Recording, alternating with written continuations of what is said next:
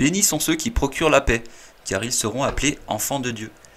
Bénis sont ceux qui procurent la paix, car ils seront appelés enfants de Dieu. Ceux qui procurent la paix seront appelés enfants de Dieu. Ceux qui procurent la paix dans la Bible, ce sont les semeurs de la parole de Dieu. Ce sont ceux qui évangélisent en fait.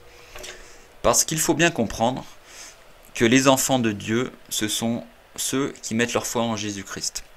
Il y a cette idée dans le monde en fait que en fait on est tous enfants de Dieu et puis voilà, on ira tous au paradis. Ce n'est pas ce que dit la Bible, faites attention. Dans la Bible, vous êtes, si vous n'êtes pas sauvés, en conflit. Alors Dieu vous aime, bien sûr, il veut que vous soyez sauvés, mais vous êtes en conflit avec Dieu, car vous êtes rebelles, vous n'acceptez pas de vous tourner vers Dieu par Jésus-Christ. Donc vous êtes dans ce conflit avec Dieu.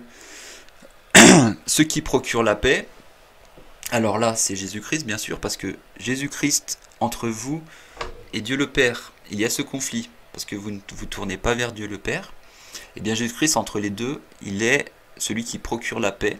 Vous mettez votre foi en Jésus, et Jésus intercède auprès du Père pour vous en fait. Donc ce conflit entre Dieu et vous est résolu, et vous êtes dans la paix avec Dieu.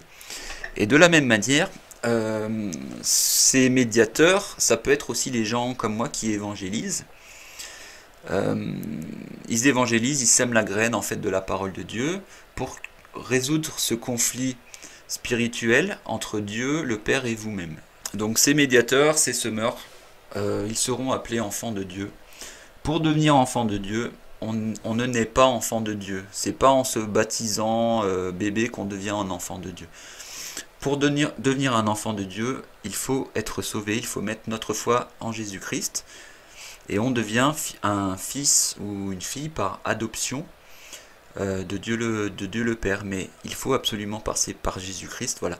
Ne m'en voulez pas à moi, c'est le plan de Dieu pour sauver les hommes et les femmes en fait. C'est comme ça dans la Bible, donc il ne faut pas en vouloir à quelqu'un qui vient vous évangéliser.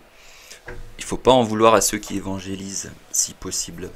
Ils essayent, comme des médiateurs, de procurer la paix entre le Père et vous-même. Ils essayent de vous guider vers le Seigneur pour que vous aussi vous deveniez enfants de Dieu. C'est par Jésus-Christ uniquement dans la Bible. Hein. Donc ne m'en voulez pas à moi ou à ceux qui vous évangélisent, c'est comme ça. Si l'on croit dans la Bible, c'est uniquement par Jésus-Christ que l'on peut devenir enfant de Dieu et que l'on peut résoudre ce conflit entre le Père et vous.